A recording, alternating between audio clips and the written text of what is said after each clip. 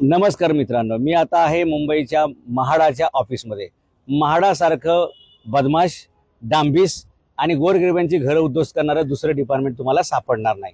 माझ्यासोबत आता मुलुंड पूर्वचे 2 PM GP म्हाडा कॉलनी या परिसरातील नागरिक आहेत।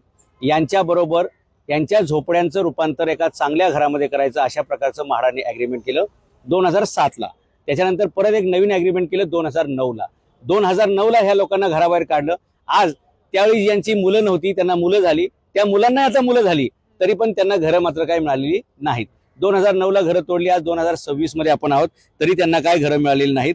त्यावेळी 2009 ला यांना भाडं ठरलं होतं 6500 रुपये आणि दरवर्षी त्याच्यामध्ये 10% वाढ करू अशा प्रकारचं शासनाने सांगितलं होतं। 2015 पर्यंत हे सगळं ओके चाललं, भाडं मिळत राहिलं बरं का, भाडं मिळत राहिलं, पण घरं मात्र काही तयार झाली नाही। 2015 मध्ये परत एकदा पुढची प्रक्रिया सुरू केली आणि आता तुमची घरं ऍक्च्युअली बांधायला सुरुवात करू असं म्हणून जेवढ्या काही झोपड्या तोडल्या होत्या त्यातल्या फक्त 50% म्हणजे 740च घरं बांधायला सुरुवात केली 2015 मध्ये। आता आपण आहोत 2026 मध्ये, अजून सुद्धा ती घरं पूर्ण झालेली नाहीत। म्हणजे 2009 ला सगळी घरं तोडली, त्यातले 2015 ला अर्धी घरं चालू केली, अर्धी घरं दिल्यात आणि अर्धी घरं अजून चालू आहेत, ती काही पूर्ण होत नाहीत। आता 15,000 जे भाडं ठरलं होतं ते अजून पुढे वाढायला पाहिजे, ते काय वाढत नाहीये। यांचं बिचाऱ्यांचं बाकीचं भाडं वाढतंय, पण म्हाडा मात्र म्हणजे त्यांना महागाई, इन्फ्लेशन रेट, पेट्रोल डिझेलचे दर वाढतायत, लाईट बिल वाढतंय, याचं काय घेणं नाही। अजूनही ते 15 म्हणजे 15 कडे त्यांना लकी आहे का? 2015चा विषय आहे, 15,000 भाडं आहे, ते भाडं काय वाढवायला तयार नाहीत। आणि 36 महिन्यात तुम्हाला घर देऊ असं सांगून यांची घरं तोडली। आता 36 महिने नाही, 2009 ते 2026 19 वर्ष झाली। एवढ्या काळात तर राम वनवासातून परत पण आले आणि त्यांना लवकुशी 2 पोरं पण झाली, पण ह्यांचा वनवास काय बिचाऱ्यांचा संपत नाहीये।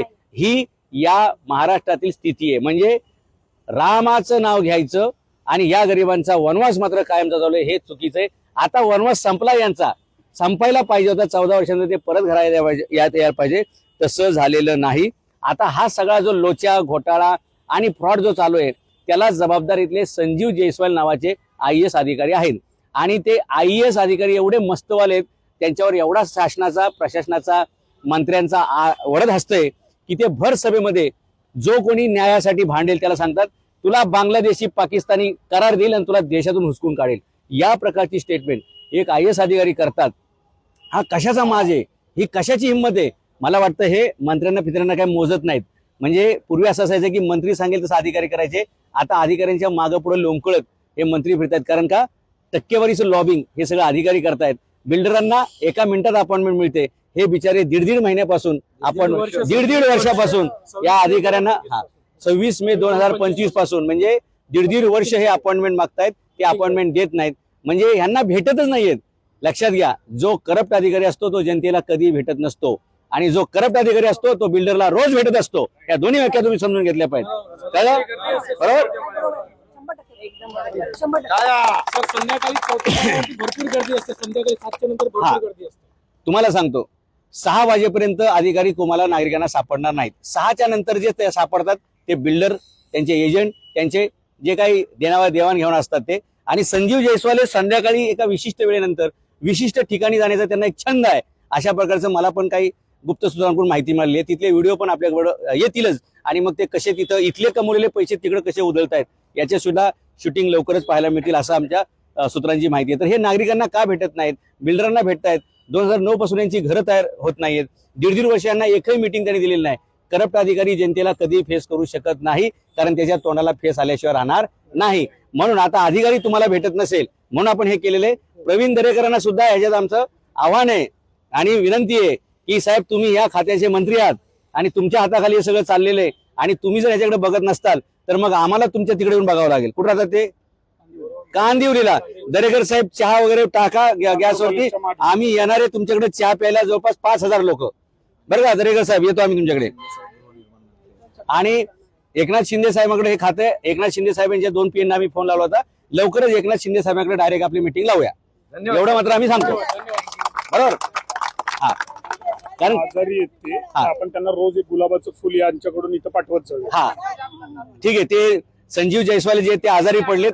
काही लोकांचं असं म्हणणं आहे, ह्यांचं म्हणणं असं आहे की ह्या गरिबांची हाय लागली आहे, ते जे दवाखान्यात गेलेत किमान ते परत यावेत, एवढे आपले शुभेच्छा. कारण ते परत आले तर आपलं काम तरी होणार आहे. तर तुम्ही लवकर या, गेट वेल सून, बरं का. लवकरच तुम्हाला चांगला आम्ही बघू, कारण आम्ही काही वाईट विचार कोणाचा करत नाही. तुम्ही जरी यांचा काही चांगला करत नसला तरी. तर हा मामला 2009 पासून सुटत का नाहीये याचं कारण असं आहे, पूर्वी FSI होता 2.5, नंतर झालाय 4 आणि आता FSI 7.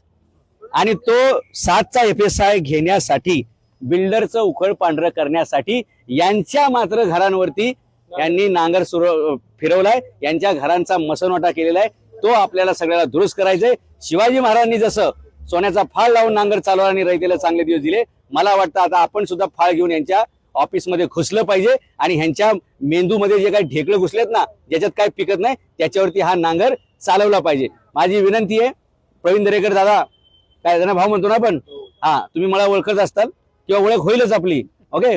तर 1 आठवड्यामध्ये ह्या लोकांना भेट द्या, ह्यांचा तातडीने प्रश्न सोडवा. आणि जयस्वाल साहेब, तुम्ही सुद्धा आठवड्याच्या भरात दवाखान्यातून इकडे या, दुसरीकडे कुठे जाऊ नका.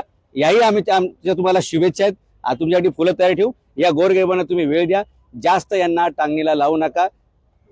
जर अशी 15-15, 20-20 वर्ष लोकांना घरं भेटत नसतील तर आपल्या शेजारी श्रीलंकेत काय झालं, आपल्या शेजारी नेपाळमध्ये काय झालं, आपल्या शेजारी बांगलादेश आणि इतर देशांमध्ये काय काय झालं, हा इतिहास तुम्ही विसरू नका. लोकांच्या सहनशीलतेचा अंत बघू नका. एक पिढी त्यांची घराबाहेर राहिली आहे, घराविना राहिली आहे. आता त्यांना घर तातडीनं मिळालं पाहिजे. हीच लोकशाही चौकटीतील आमची त्यांच्याकडे अपेक्षा आहे.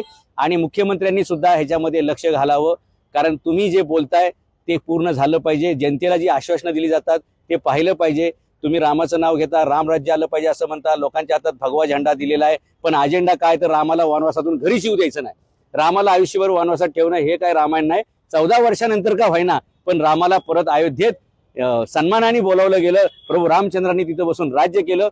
हा प्रभू राम मात्र म्हणजे जनतेतला राम अजूनही वनात आहे.